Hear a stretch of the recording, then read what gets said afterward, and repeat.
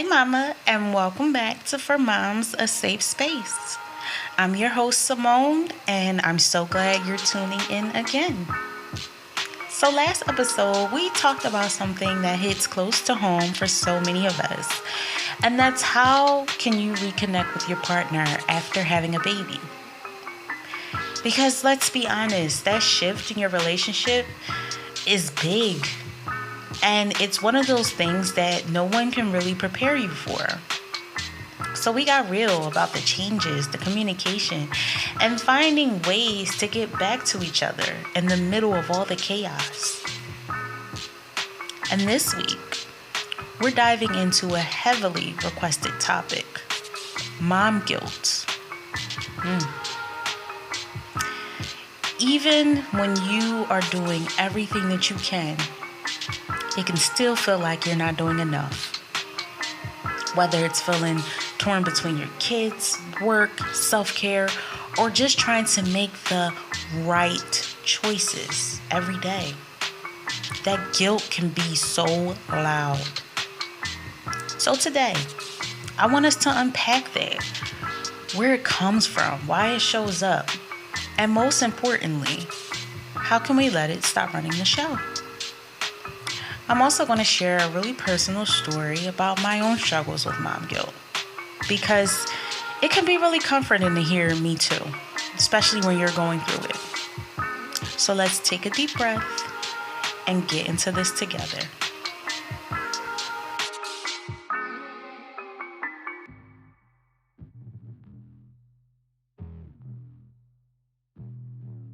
So let's get into it. What even is mom guilt? It's that nagging feeling that somehow you're falling short. And it comes from trying to meet these impossible standards, either the ones we set for ourselves or the ones that society throws at us. And here's where mom guilt can show up the most.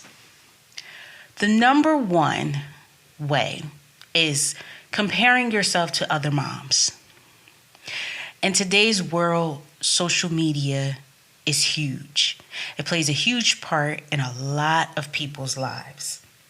And because of that, it's easy to look at those reels and videos and pictures of the quote unquote perfect mom and feel like you're not doing enough when you see this highlighted version of someone else's day. For me, that definitely weighs on me because I see these moms on TikTok and I see the things that they're doing with their children, their toddlers who are around the same age as my toddler. And I see the grand breakfast that they're making them in the morning.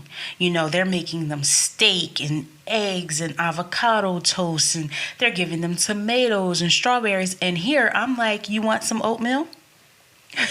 You want some Cheerios? What we doing today? A waffle, French toast? You want a little sausage with it? I'm not making these grand breakfasts for my little one. We're making very basic breakfast, but it makes me feel like, okay, am I not doing something right as a mom because I'm not feeding him these type of things? But then I have to remember, like, every child is different. And if that's not something you introduced at, a very young age, you can't introduce it now. You can't say, oh, here you go, here's something new. They're going to look at you like, excuse you, like, this is not our normal routine, honey, especially my little one. He don't play. He has his picks. He will tell you he wants a waffle. Okay. He wants cereal. Okay. So it's so easy to fall into this mindset of, I'm not a good mom because this mom's doing this and this mom's doing that. Or their baby's doing this and my baby's not doing that. But every baby is different. Yeah, they all have, a guide of milestones that they should be reaching. And obviously, if they're not reaching it by a certain point, then okay, it's time to start talking. But you cannot compare yourself to other moms because what works for them may not work for you. Just like when it comes to balancing work and family. Whether you're working full-time or you're a stay-at-home mom or you're doing a little bit of both.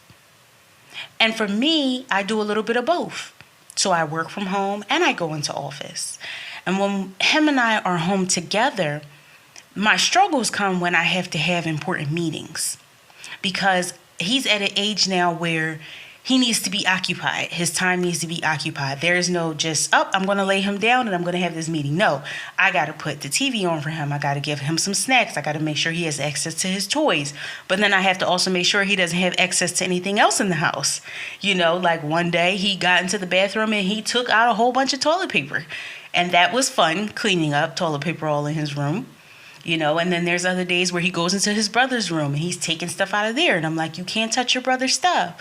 Then there's days where he'll figure out how to get into my room despite the door being closed. And then he's taking his dad's watches. He's taking his dad's cologne. And I'm like, little one, like you can't get into this stuff. Like, what are you doing? And this stuff occurs while I'm having my work meeting. And it's not like I can just say, oh, well, give me 1 second. I got to go get my 2-year-old. Like, I'm really trying to, you know, work and be engaged in my meeting and make sure that I'm doing my job right. So that could be hard. That could be challenging. And it's also challenging when you feel like, as a mom, every single decision is like a pop quiz. And with this pop quiz, there are 1,000,001 answers. So you have to like really calculate fast. Like, okay, what's the right answer to this? You know, from screen time to snacks to schooling to sleep routines, it's never ending. You hear some moms say, oh, I don't allow my child to have screen time. Okay, that may work for you. For me, I might have to give my little one a little screen time to calm him down while I'm doing something else. You know, some mothers may have certain stipulations on the snacks that they give their kids. You know, they may only want them to have healthy snacks. And again, there's nothing wrong with that. But for me, over here, you want some cookies? Here you go. You want some goldfish? Here you go. And again, you can't compare yourself to what other mothers are doing, because what works for them may not work for you in your household and your children. We don't necessarily have a sleep routine. Not really. It's pretty much, if mommy's going to lay down, well, it's time for you to lay down. And half the time, I don't lay down till 9:30, 10 o'clock, because I've been doing things all day. And then finally at night, that's my time to kind of, you know, digress. As it is for all moms. The house is quiet, and that's your time. Your time to start scrolling on TikTok or listening to podcasts or listening to music, watching your favorite show uninterrupted because the rest of the household is sleeping. But I don't have this bedtime routine for my little one where I'm like, okay, we're going to take a bath and we're going to wipe you down and then we're going to read a story and then I'm going to tuck you in. No, it's like, okay, let's go. Pajamas on, wipe you down, lay down. What show you want to watch tonight? That's our routine. And it's not on a set time. And again, that's what works for my family, my household. And yours may be different. And understand that there's nothing wrong with that. There's nothing wrong with that. I want to take the time out to share a bit of my own journey with mom guilt. Because mom guilt didn't hit me right away. It took a little bit of time. It wasn't until my oldest son was about 6 or 7 years old that it really hit me. And that was around the time that something traumatic happened. Something that deeply affected both me and him. And during that time, his father was not around. And that absence felt like a huge hole in both our lives. And because of that, I found myself doing any and everything possible to make up for what was missing in his life. I was buying him everything he wanted, planning outings, constantly trying to keep him happy. And I thought if I could just give him enough, that maybe he wouldn't notice what he didn't have. But at the same time, I was trying to figure out the best way to mend the relationship between him and his dad. But there was so much tension between us, the adults, that it made it nearly impossible. Made it impossible for us. We could not have a conversation without it ending up in an argument. And that went on for years. Like just constant arguing back and forth, back and forth, back and forth. But as I've said before, life has a funny way of shifting things for you. So after maybe 8 years apart, I say, his dad and I found our way back to each other. And when I tell people this story, especially people who knew what was going on between him and I back in the day, they're always like, I knew it. Like, you guys are meant for each other. I knew you guys were going to get back together. I figured you guys would get back together. And it's so funny to me because I'm like, what? I never thought that anything like that would happen between the two of us because of how much we disliked each other for so long.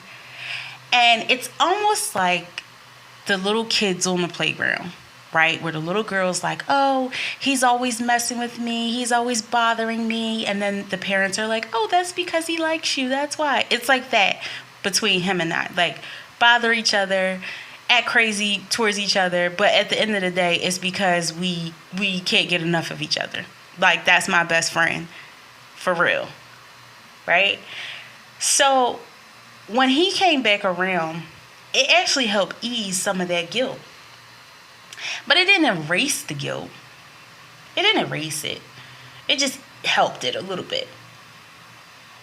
But then when my youngest son was on his way into this world, that guilt came rushing right back in. And my constant worry was, can I love them equally?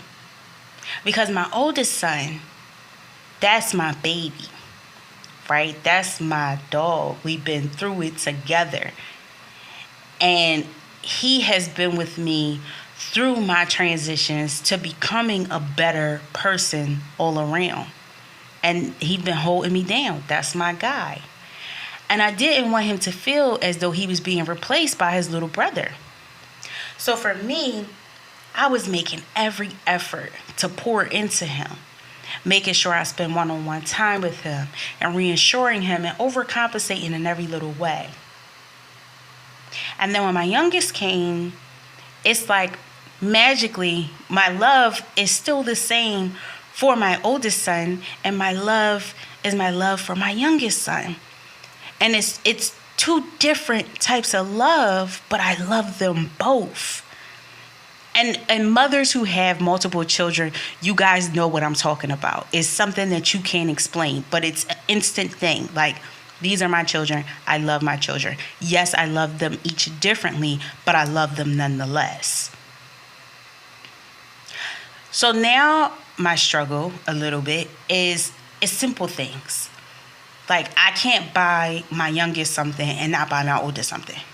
So if I buy my youngest a toy, I'm going to buy my oldest, like, a gift card to one of his games, like Roblox or something for his Nintendo. Because it's like, okay, I bought the little one something. Now I got to buy the big one something. And I'm in a constant process where I'm learning to forgive myself. And I'm learning to understand that my love isn't divided. It's multiplied. But that doesn't mean that it's easy. Because mom guilt is real. And navigating it takes time and tension and a whole lot of grace. But what I've learned and what I want to share with you is that perfection is not the goal. You don't have to be everything to everyone. You have to set realistic expectations for yourself. You cannot pour from an empty cup. And that's one of my favorite quotes. You can't. It's impossible. You have to give yourself permission to not do it all. You have to celebrate those small wins. If the kids are alive and fed today, guess what? You're doing amazing. I always joke about my little one. You know, he gets into so many things. And I always say to him when I'm rescuing him, bro, I'm trying to keep you alive. Like, chill out. And I tell people, like, I fight for my life every day with him. And people laugh. And I'm like, no, I'm serious. The things he does and gets into, I mean, jumping off the couch, what is wrong with you? And then you also have to learn from those hard days. Those days when things go sideways. You have to remind yourself, you're growing too. We're trying potty training now. And if you know potty training with boys, baby, they are stubborn. Okay? They will fight you till the end to not use the bathroom on the potty. And that's him right now. That is him. But there are ways that we can overcome this mom guilt. Practicing self-compassion. Think about the way you talk to yourself or the way you think of yourself. Sometimes we think of ourselves in such a negative way. We think lowly of ourselves. I'm not a good mom. I'm not doing a good job. I could do better. I could be better. But you have to give yourself grace and remember that it is okay. You have to remind yourself, I'm doing the best I can, and my love is enough. Speak highly of yourself. Speak that of yourself, good things. You can create a support network, which is what I'm trying to do now with this podcast, For Moms a Safe Space. I am really trying to create a safe space for moms to feel like they are not alone. You're not alone. Everyone is dealing with something. And there could be someone out there that is in the same situation as you, or they are experiencing a similar situation that you experienced. And your words can help them to get through it. You can let them know, hey, this is what happened to me, and this is what I did to overcome that. You don't know how much of a difference that can make to another mom. Being honest and knowing that there's no judgment in your honesty. It is okay. Prioritizing your self-care is another way to overcome mom guilt. Because at the end of it all, you matter. So you have to do something just for you. And for me, I know that is a struggle. It's a struggle to find time to do something just for me. Because if I'm not at work, I'm at home, but I'm working at home. And then on the weekends, I really don't have the time to myself. So it's hard. But you have to find that time. Focusing on quality time and not quantity time. Being with your kids all the time is not what makes you a good mom. It's the meaningful time of reading the books together, having little inside jokes, or maybe a hug that lasts even longer.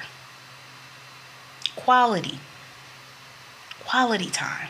That's what you want with your children. My oldest is going to be 12 years old on Monday. 12. And he's in that stage where, yeah, he loves me. I'm his mom. But he doesn't really want to be up under me anymore like he used to be.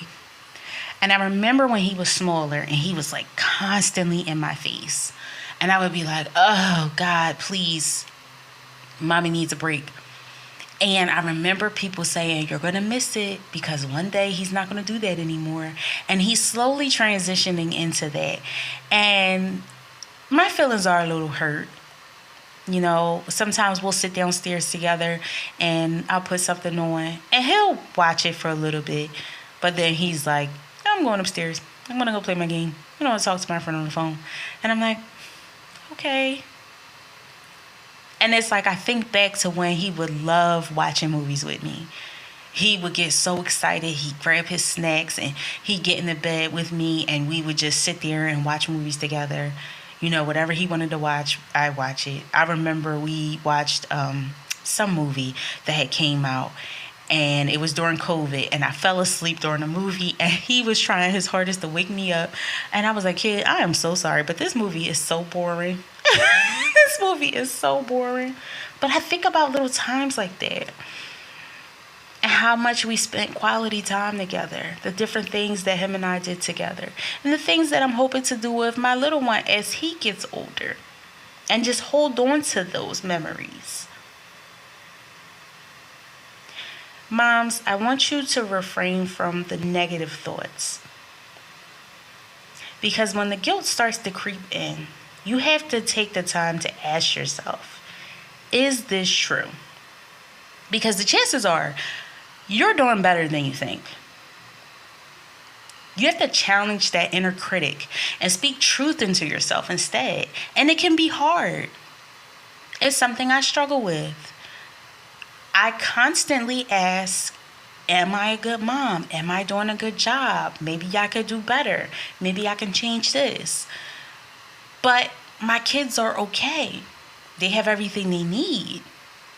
They may not have all their wants, especially my oldest one, but he has everything that he needs, and so he's okay. That means I'm doing a good job.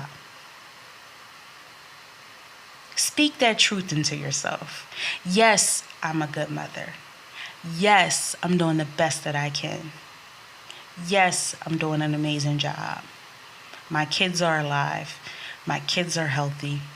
They have the things that they need. So moms, if you're feeling weighed down by guilt, understand you're not alone. And it's okay to feel it. And it's also okay to let it go. Because guess what? You're doing better than you think. And your love is more than enough. Being a good mom, it doesn't mean being perfect. It means showing up with love, with grace, and with the intention to grow. So if you're carrying guilt today, I want you to remember, you are enough. And you're doing better than you think. Thanks so much for spending some time with me today on For Moms, a Safe Space. I hope this episode gave you a little comfort, a little encouragement, and maybe even a deep breath you didn't know you needed.